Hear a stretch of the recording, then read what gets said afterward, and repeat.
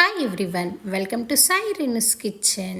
ఈరోజు వీడియోలో చాలా టేస్టీగా అలాగే సింపుల్గా డిఫరెంట్గా మిల్ మేకర్ ఫ్రైడ్ రైస్ ఎలా ప్రిపేర్ చేసుకోవాలో చూసేద్దాం.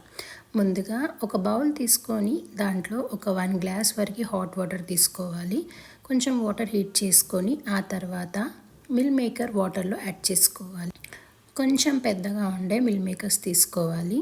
ఆ తర్వాత ఇలా వాటర్లో యాడ్ చేసి మొత్తం వాటర్లో డిప్ చేసుకోవాలి. ఇలా డిప్ చేసేసుకొని ఒక 10 మినిట్స్ వరకు నానబెట్టుకోవాలి. ఒక 10 మినిట్స్ అయిన తర్వాత మిల్ మేకర్లో ఉండే వాటర్ కంటెంట్ మొత్తం తీసేయాలి. ముందుగా అన్నీ ఇలా తీసేయాలి. ఇలా వాటర్ మొత్తం తీసేసిన తర్వాత ఒక బౌల్లో యాడ్ చేసుకొని ఆ తర్వాత ఒక 1 స్పూన్ వరకు కారం యాడ్ చేసుకోవాలి. ఆ తర్వాత ఒక 1/2 స్పూన్ వరకు ఉప్పు కూడా యాడ్ చేసుకొని ఒక 1/2 స్పూన్ వరకు ధనియా జీరా పౌడర్ కూడా యాడ్ చేసుకోవాలి. ఇలా యాడ్ చేసుకున్న తర్వాత ఒక 3 స్పూన్స్ వరకు మైదా యాడ్ చేసుకొని ఒక 2 స్పూన్స్ వరకు కార్న్ఫ్లోర్ కూడా యాడ్ చేసుకోవాలి. ఇలా యాడ్ చేసుకున్న తర్వాత ఒక 1/2 స్పూన్ వరకు అల్లం వెల్లుల్లి పేస్ట్ కూడా యాడ్ చేసుకొని చిటికెడు ఫుడ్ కలర్ యాడ్ చేసుకోవాలి. రెడ్ ఫుడ్ కలర్ అనేది ఆప్షనల్. ఆ తర్వాత ఇలా యాడ్ చేసుకొని మొత్తం కలుపుకోవాలి. ఇలా అంతా మిక్స్ చేసేసుకోవాలి.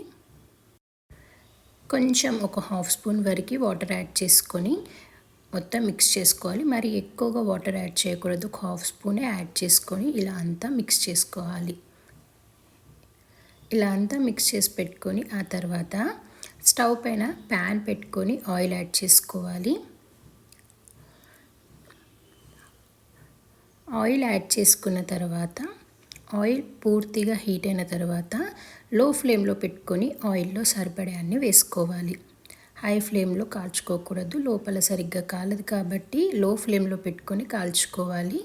ఆయిల్లో చప్పుడు పోయేంత వరకు ఉంచాలి. ఇలా ఆయిల్లో సరిపడే అన్నీ వేయాలి. మరి ఎక్కువగా కూడా వేయకూడదు. ఒక్కొక్క వాయిగా కాల్చుకోవాలి. లో ఫ్లేమ్లోనే కాల్చుకోవాలి. చాలా టేస్టీగా చాలా బాగుంటుంది. ఒకసారి ట్రై చేసి చూడండి. చాలా సింపుల్గా ఈజీగా ఎవరైనా ఇంట్లో ప్రిపేర్ చేసుకోవచ్చు. ఇలా కొంచెం కాలిన తర్వాత తిప్పేసుకోవాలి. మొత్తం బయట ఎలా ఉంటుందో అలాగే యాజ్ ఇట్ ఈజ్ ఉంటుంది. ఒకసారి ట్రై చేసి చూడండి. మధ్య మధ్యలో ఇలా కలుపుతూ ఉండాలి. ఇలా పూర్తిగా లో ఫ్లేమ్లోనే కాల్చుకోవాలి. ఆయిల్లో చప్పుడు పోయేంత వరకు ఉంచాలి. చూసారు కదా, ఇలా కాలిన తర్వాత మొత్తం తీసేయాలి.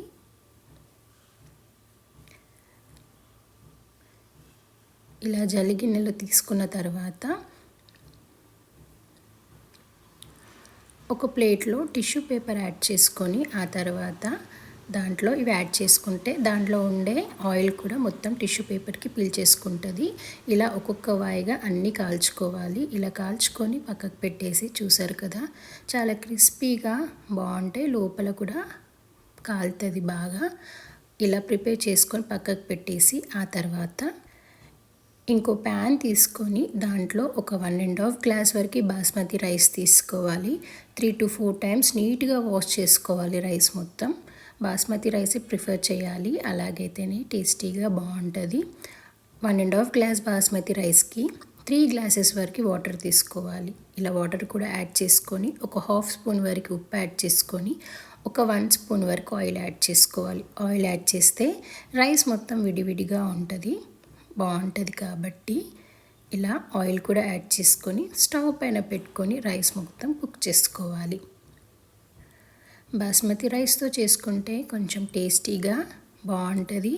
అలాగే ఫ్రైడ్ రైస్లోకి బాస్మతి రైసే బాగుంటుంది. ఇలా రైస్ కుక్ అయిన తర్వాత ఇలా చూసుకోవాలి. ఇలా రైస్ మెత్తగా అయిన తర్వాత కుక్ అయిన తర్వాత దాంట్లో ఉండే ఎక్స్ట్రా వాటర్ పోవడం కోసం ఒక జలి గిన్నెలో రైస్ మొత్తం వడకట్టేసుకోవాలి. ఇలా వడకట్టేసుకుంటే దాంట్లో ఉండే ఎక్స్ట్రా వాటర్ అంతా పోతుంది. కాబట్టి ఇలా రైస్ మొత్తం యాడ్ చేశాక చూసారు కదా, ఇలా మొత్తం విడివిడిగా ఉండాలి. అందుకోసమే కొంచెం ఆయిల్ యాడ్ చేసుకోవాలి. అన్నం కుక్ చేసుకున్నప్పుడు యాడ్ చేసుకొని ఆ తర్వాత ఇలా క్లోజ్ చేసుకుంటే కొంచెం చల్లారకుండా ఉంటుంది.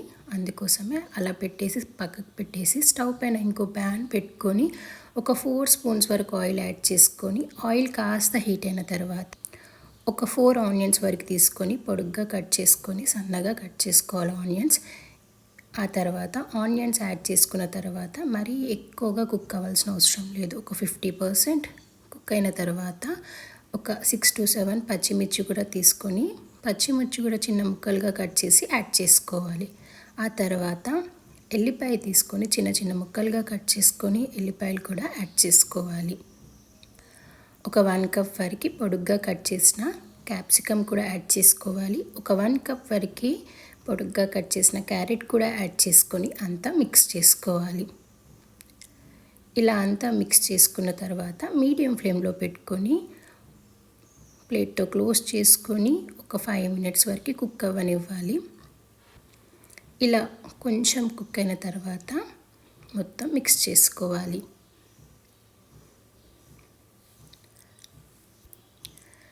ఇలా అంతా మిక్స్ చేసుకున్న తర్వాత ఒక 1 స్పూన్ వరకు చిల్లీ సాస్ కూడా యాడ్ చేసుకొని మొత్తం కలుపుకోవాలి.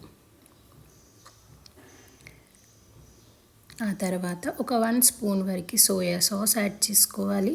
ఒక 1 స్పూన్ వరకు వెనిగర్ కూడా యాడ్ చేసుకోవాలి. ఒకవేళ వెనిగర్ లేకపోతే లెమన్ జ్యూస్ కూడా ఒక 1 స్పూన్ వరకు యాడ్ చేసుకోవచ్చు. ఇలా యాడ్ చేసుకొని మొత్తం కలుపుకోవాలి.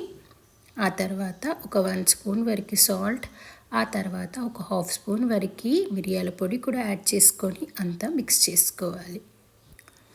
ఇలా మొత్తం మిక్స్ చేసుకున్న తర్వాత ఇందాక వేయించుకున్న మిల్ మేకర్ మొత్తం యాడ్ చేసుకోవాలి. ఇలా యాడ్ చేసుకొని హై ఫ్లేమ్లో పెట్టుకొని మొత్తం కలుపుకోవాలి. ఇలా అంతా మిక్స్ చేసుకోవాలి. ఇలా పూర్తిగా మిక్స్ చేసుకొని ఆ తర్వాత ఒక 2 minutes వరకు కుక్ అవ్వనివ్వాలి. మిల్ మేకర్ ఇందాక వేయించుకున్నాం కదా, అలా నార్మల్గా కూడా స్నాక్స్గా కూడా తినొచ్చు. అలా కూడా టేస్టీగా క్రిస్పీగా బాగుంటాయి. ఆ తర్వాత రైస్ ఉంది కదా, రైస్ మొత్తం యాడ్ చేసుకోవాలి. దీంట్లో రైస్ అంతా యాడ్ చేసేసుకొని హై ఫ్లేమ్లో పెట్టుకొని మొత్తం కలుపుకోవాలి. రైస్ మొత్తం ఇలా మిక్స్ చేసేసుకోవాలి. ఈవినింగ్ స్నాక్స్లా కూడా మిల్ మేకర్ వేయించుకుని తినొచ్చు. టేస్టీగా బాగుంటాయి. ఒకసారి మీకు ఈ ప్రాసెస్లో మిల్ మేకర్ ఫ్రైడ్ రైస్ నచ్చినట్లయితే ట్రై చేయండి. చాలా టేస్టీగా చాలా బాగుంటుంది. అలాగే ఈజీగా ప్రిపేర్ చేసుకోవచ్చు.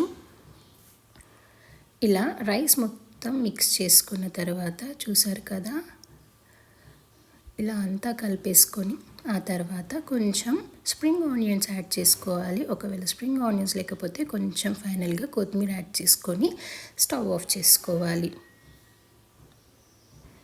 చూసారు కదా, చాలా సింపుల్గా టేస్టీగా meal maker fried rice ready. మీకు ఈ ప్రాసెస్లో నచ్చినట్లయితే ట్రై చేయండి. అలాగే వీడియో నచ్చినట్లయితే ప్లీజ్ లైక్, షేర్, సబ్స్క్రైబ్. కొత్తగా చూసిన వాళ్ళైతే సబ్స్క్రైబ్ చేసుకోండి. Thank you for watching.